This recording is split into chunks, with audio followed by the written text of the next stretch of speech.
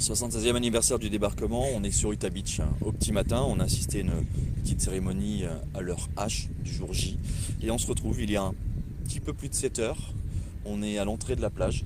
Jérémy, bonjour. Bonjour à toi. On se retrouve là ce matin, on va parler un petit peu de la 4e et du débarquement sur la plage d'Utah Beach. On va commencer avec l'avant 6 juin, c'est-à-dire la présence des forces allemandes et des défenses sur la plage. Donc ici en fait on est sur un secteur de côte qui est défendu par une unité de grenadiers allemands. Donc ici on est sur le 919e régiment de grenadiers qui dépend de la 709e division, donc commandée par le général von Schlieben qui est à Cherbourg. Donc ici tout le long on est sur une part de position allemande qu'on appelle des WN. Donc c'est des points d'appui allemands, ça part de la baie d'Evey et ça va jusque par ici à Kinneville. Donc ici c'est le point de débarquement malgré lui. Le point de débarquement normalement qui est prévu pour la 4e division, ça va être les dunes au niveau de Saint-Martin-de-Varville. Mais ici on est donc sur le point d'appui WN5, donc le Widerstand-Nest 5, qui est commandé par un jeune officier de 23 ans qui s'appelle Arthur Janke. Donc c'est un jeune soldat mais qui est déjà un vétéran. C'est un vétéran du front russe, il est décoré de la Croix de Fer. Donc c'est quelqu'un qui est très compétent dans ce qu'il fait. Malheureusement sur la position ici, c'est une position qui est très très modeste. Beaucoup d'armements de prise, d'armements français. Ils sont une garnison de 75 hommes, donc c'est la 3e compagnie qui est ici. Ils sont 75, ils ont des canons on va dire assez anciens et une tourelle qu'on retrouve dans le musée d'Utah Beach, une petite tourelle de chars français de la Première Guerre mondiale. Donc c'est une position qui est très très modeste. Derrière eux, à l'intérieur des terres, ils ont une unité de Géorgiens, donc de soldats originaires des pays d'Europe de l'Est, et qui sont au niveau de Turqueville, qui seront en renfort après pour le 6 juin. Et derrière, à l'intérieur des terres, donc il y a des batteries côtières. Vous avez la batterie qui est très connue, la batterie d'Asville, la batterie de Crisbeck, qui vont être un soutien vraiment direct à la flotte ici et pour repousser les Américains. Et on a aussi des batteries, on va dire, plus itinérantes. Donc la batterie de Brécourt, qui est très connue pour avoir été prise par la Easy Company. On a également la batterie de Saint-Martin-de-Varville, qui est une batterie avec des obusiers de calibre moyen également. Et on va retrouver aussi la batterie Oldie. Donc c'est à peu près tout le réseau. À l'intérieur des terres, on va trouver des centrales téléphoniques, des postes de commandement, mais vraiment la résistance ici est basée sur ces points de résistance. Dans les premières heures de la nuit du 6 juin, Oui. entre le 5 et le 6, comme on les a dit les autres jours, les parachutistes sont arrivés assez tôt. Oui. Et comment l'info arrive ici et comment a-t-elle prise? Au niveau d'Utah Beach, ils se rendent compte qu'ils ont... Arthur Janke se rend compte qu'il a des parachutistes derrière. Il y a pas mal de liaisons qui sont perdues, il y a des infos qui arrivent un petit peu de partout. Alors des infos erronées, personne ne sait vraiment ce qui se passe. Et au matin du 6 juin, le spectacle qui s'étend au niveau des dunes ne laisse aucun doute.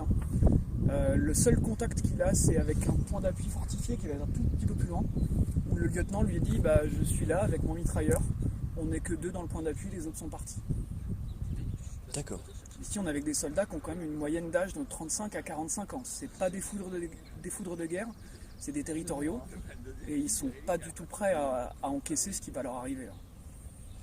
Les premiers bateaux apparaissent à quelle heure à peu près?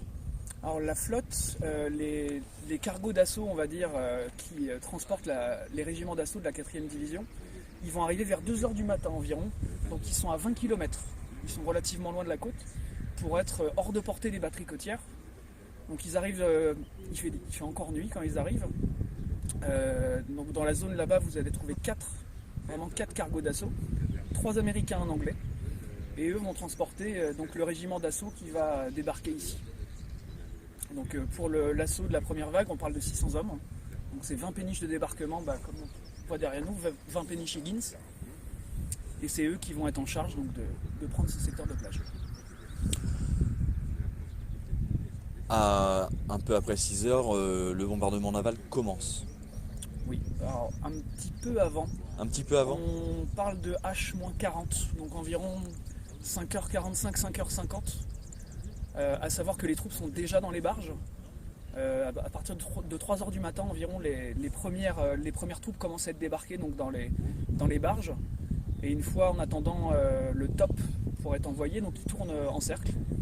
Alors dans ces barges, on trouve quelqu'un de très connu, donc on a le général Theodore Roosevelt, qui est très souvent à tort nommé commandant adjoint de la 4e division, ce qui est faux. Le commandant, donc la 4e division, est commandé par le général Barton.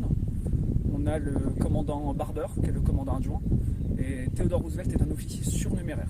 D'accord. Donc il est là, il a fait la demande auprès de son commandant de débarquer avec la première vague, qui d'abord est refusée. Mais c'est un expert des opérations amphibies. Donc il a débarqué en Afrique du Nord, il a débarqué en Sicile. Et il connaît très très bien son sujet. Donc lui va débarquer avec donc les premières barges. Donc la première vague d'assaut va toucher le sol environ ici. Donc on est à 2,5 km du secteur prévu. Les raisons de la dérive ne sont pas claires. Il y a plusieurs théories qui s'affrontent entre les rapports américains, des interviews à l'époque.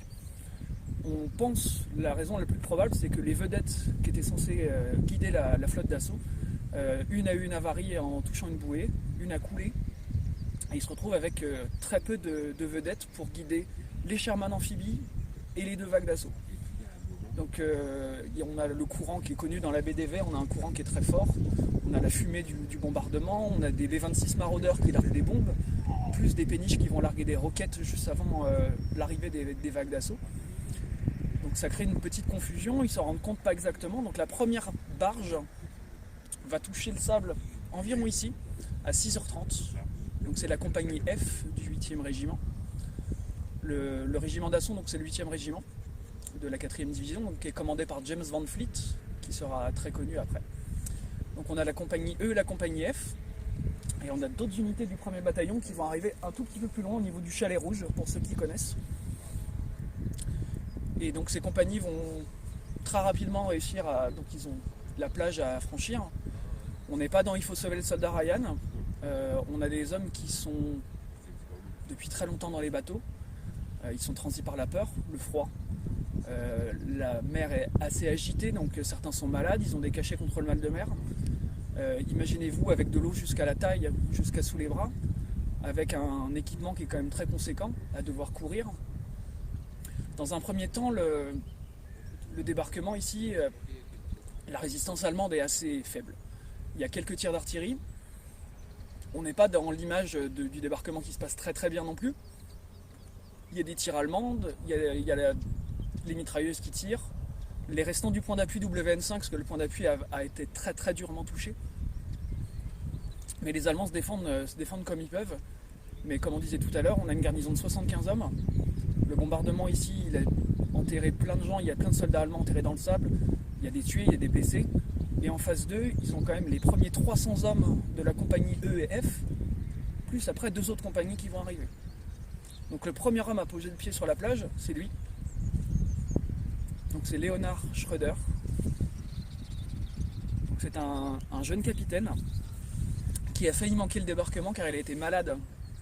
Il a été très très malade juste avant le débarquement. Et donc c'est lui le premier homme à poser le pied sur Utah Beach. Donc il va être blessé malheureusement quelques heures plus tard, derrière nous, là, dans les dunes, blessé gravement aux jambes. Donc ici, quand les hommes arrivent, ils se rendent compte très rapidement que la plage n'est pas la bonne. Donc on a Theodore Roosevelt qui mène en personne, va monter sur la dune, sous les tirs allemands, et va se rendre compte que le secteur de plage n'est pas le bon. Et c'est là où il va prononcer cette fameuse phrase « La guerre commence ici ». Pour lui, la décision, c'est... Il n'y a que 2 solutions. Soit on nettoie la position et on continue vers le secteur de plage qui a été défini, ou alors on nettoie la position et on continue, on avance. Et c'est là où son expérience va payer, l'expérience vraiment de ses expériences en Afrique du Nord et en Sicile. Et la réussite du débarquement est créditée très souvent pour Theodore Roosevelt, qui recevra la plus haute distinction américaine ce jour-là, à titre posthume malheureusement, mais il recevra la Medal of Honor. D'accord. Pour son action ici. Le débarquement de toutes les troupes, oui. Sur les troupes d'assaut je parle, parce que Utah a servi après à débarquer du matériel et d'autres unités. Mais le jour J, les troupes d'assaut, le débarquement se fait sur combien de temps? Alors le débarquement, il y a pas mal de vagues qui vont s'échelonner. Il y a environ des troupes qui vont arriver quasiment tous les quarts d'heure. Par exemple ici, donc l'unité principale c'est la 4e division. Vous allez avoir également des troupes de génie, donc du génie de plage de l'armée de terre, qu'on appelle le 1er ESB, la brigade spéciale du génie. On a aussi du génie de la marine, on a aussi des unités de blindés, on a des unités de mortier, on a des unités de construction. Car la plage, une fois que la plage est prise, la 4e division va se mettre au travail et va commencer à nettoyer les points d'appui et à continuer autour. Mais vous avez également la plage qui doit commencer à se préparer pour accueillir matériel, blindé, subsistance. Car là, l'objectif de Utah Beach, c'est un secteur de plage qui a été rajouté au dernier moment dans le plan Overlord. C'est la prise rapide du port de Cherbourg. C'est l'objectif principal d'Overlord et de cette plage, c'est d'avoir un port en eau profonde pour pouvoir débarquer hommes et matériel. Donc Utah, la 4e division, on parle d'environ 22 000 hommes. La 4e division est débarquée dans son intégralité avec des quelques petites unités dans la journée. Et tous les bataillons d'infanterie, parce que la 4e division vraiment est articulée sur trois régiments d'infanterie, donc le 8e régiment qui va débarquer en première vague, avec un bataillon du 22e qui est rattaché. Le restant du 22e va arriver sur le coup des 10 heures, et vous avez le dernier régiment, le 12e, qui arrive à midi. Problème qui se pose ici, là en face de nous, nous avons la chaussée principale, la chaussée numéro 2, qui va vers Sainte-Marie-du-Mont. Vous avez la chaussée numéro 1 qui passe vers Pouqueville, et la chaussée numéro 3, qui part un peu plus loin au niveau de la redoute d'Audouville, et elle qui va rejoindre Audouville-la-Hubert.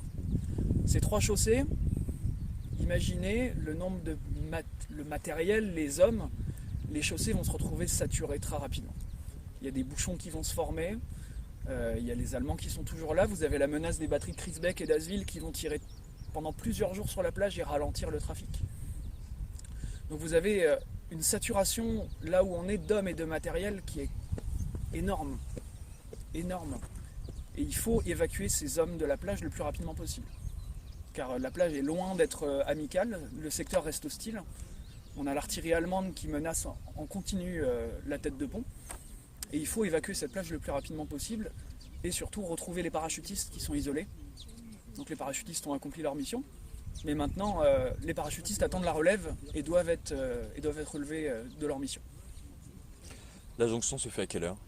Alors les jonctions, il y a 2 jonctions qui vont se faire quasiment simultanément. Donc on a la première jonction officielle qui va être faite vers Pouqueville, donc sur la chaussée numéro 1. Donc c'est le 2e bataillon du 8e régiment, avec un officier très connu qui est à sa tête. Donc le 2e bataillon c'est Carlton McNeely.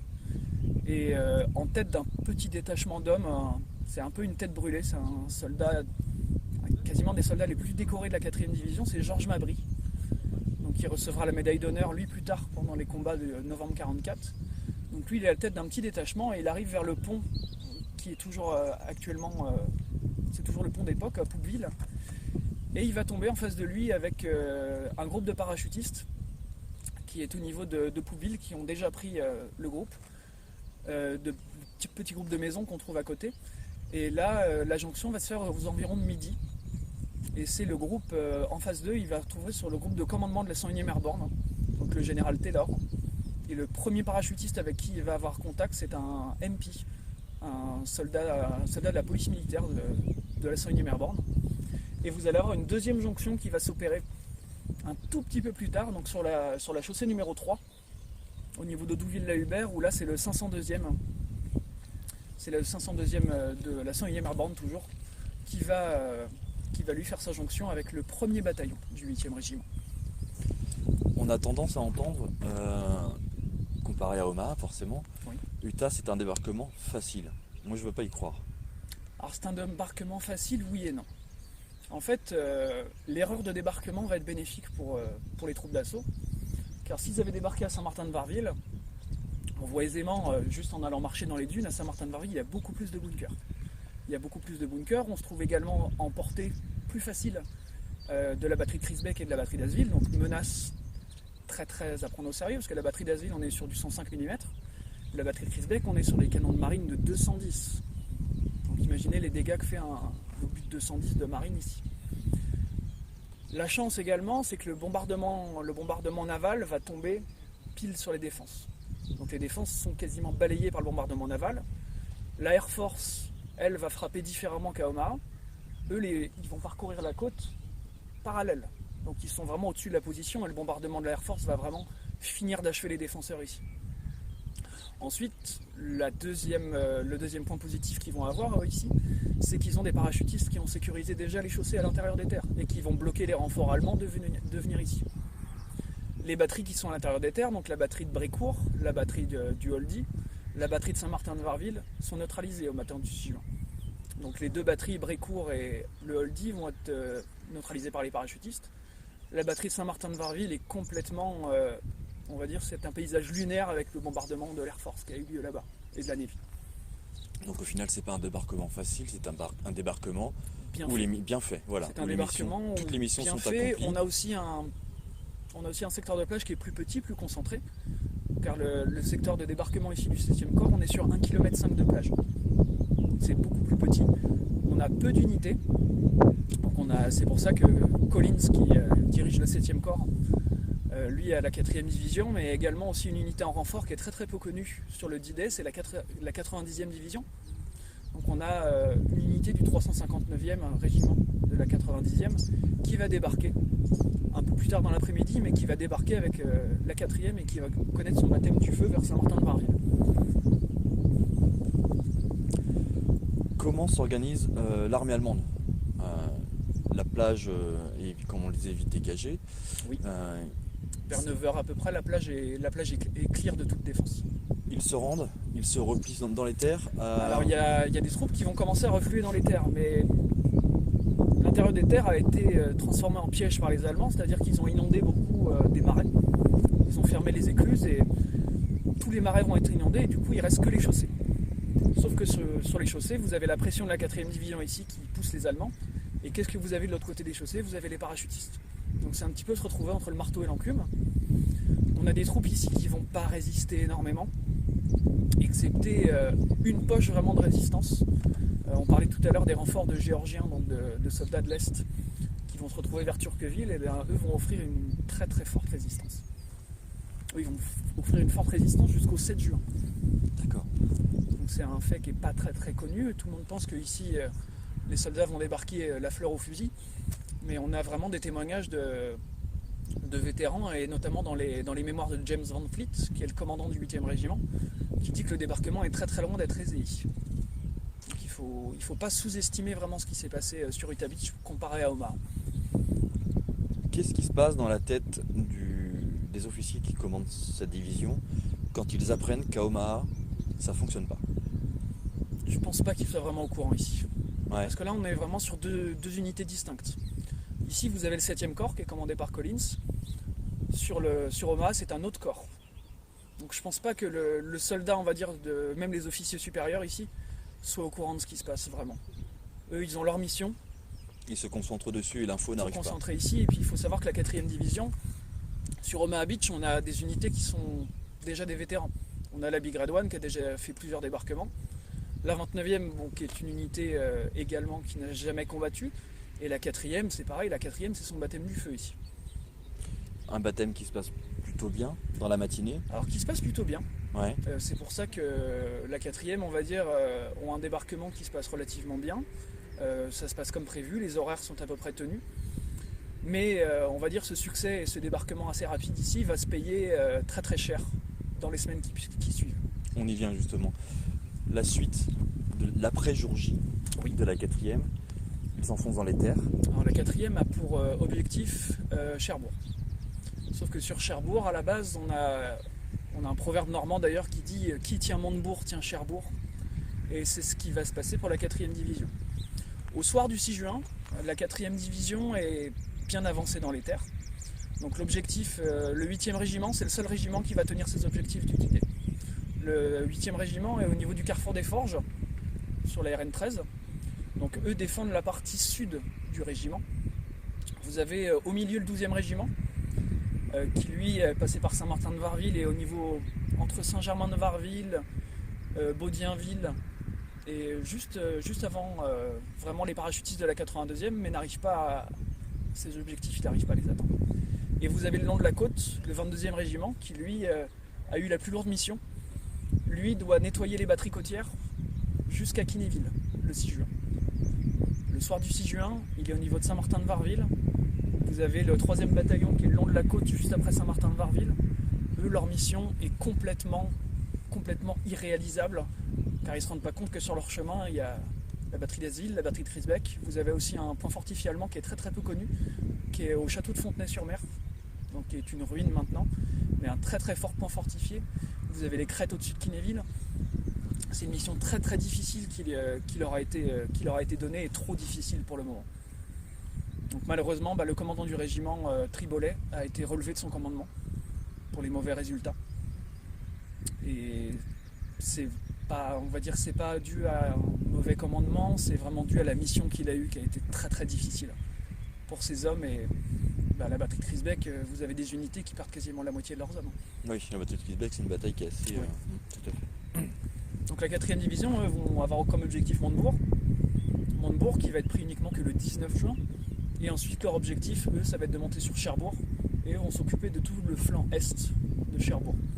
Donc côté Tour-la-Ville, Maupertuis, eux vont s'occuper du flanc est. La bataille de Cherbourg qui est une autre bataille, qui est une bataille aussi importante et qu'on abordera un jour sur D-Day Live. Bien sûr. La progression vers Montebourg, oui. Elle se fait assez facilement, elle est ralentie. Alors là, justement, les Allemands vont se réveiller à ce moment-là. Là, on n'est plus sur les unités de territoriaux qui sont ici. Donc il y a des unités qui vont redescendre de Cherbourg, des unités beaucoup plus jeunes, beaucoup plus combatives, et qui vont opposer une très forte résistance. Donc vraiment, vous avez la 4e division qui commence à connaître l'enfer du bocage. Donc là, on n'est plus sur le terrain comme ici, plat, de dunes. Dès l'intérieur des terres, ils commencent à comprendre que le bocage normand, ça va être une très mince affaire. Les progressions ne se mesurent plus en kilomètres ou en mètres, mais au nombre de champs qu'ils vont prendre par jour. Vous avez les défenseurs allemands qui connaissent très bien le terrain, ils sont là depuis plusieurs années. Tous les terrains ont été repérés, vous avez des positions de mitrailleuses dans les dunes, que ce soit à partir d'ici. Après, vous avez retrouvé des mitrailleuses dans les haies. Vous allez avoir des blindés allemands en embuscade, vous allez avoir des canons de 88.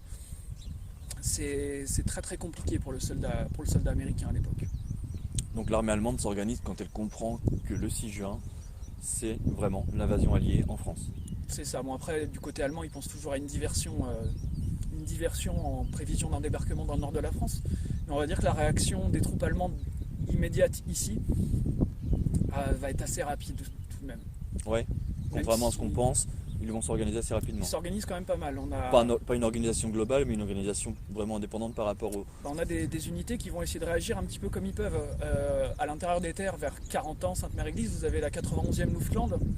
Le général William Fallet, dans les nuits du 5 au 6 juin, se fait tuer par des parachutistes.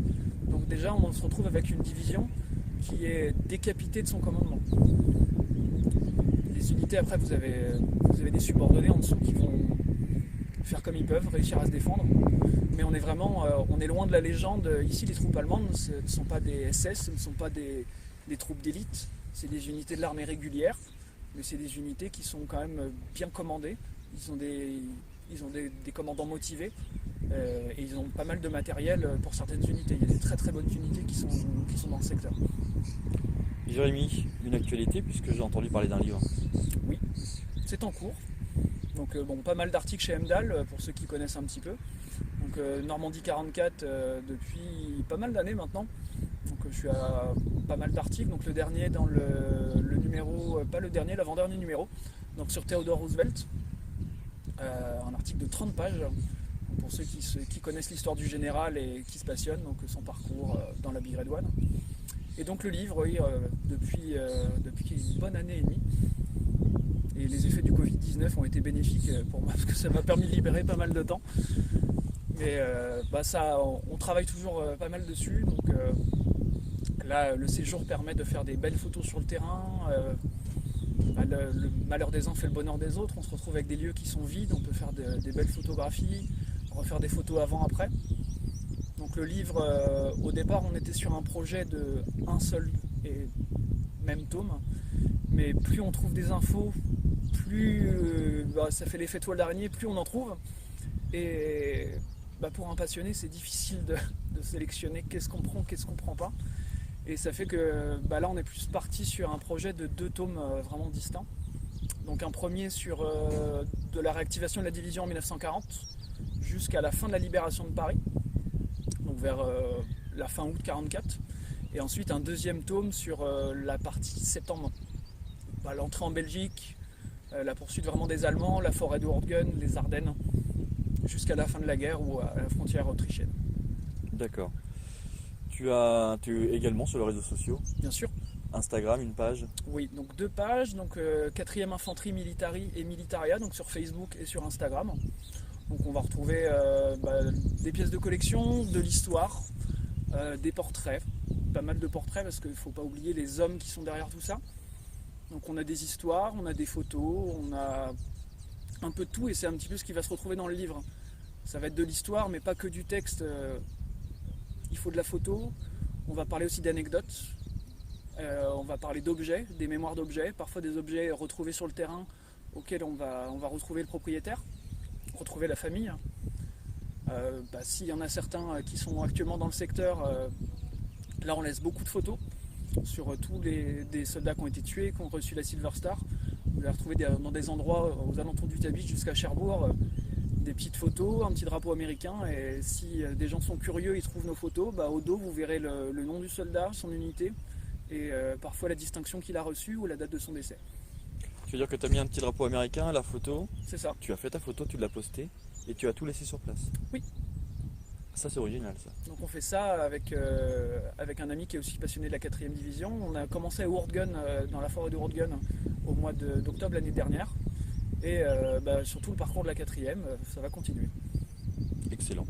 Jérémy? Des images, mais parfois pour certains on les envoie aux familles. Ouais. Comme ce matin le capitaine Schröder, c'est sa fille, donc, notamment qui prête des objets pour le livre et qui prête des objets de son père. Donc, il y a pas mal de familles qui nous font confiance aussi pour le livre, donc ils vont prêter des objets, des histoires, des photos de leurs parents, de leurs grands-parents, de leurs oncles.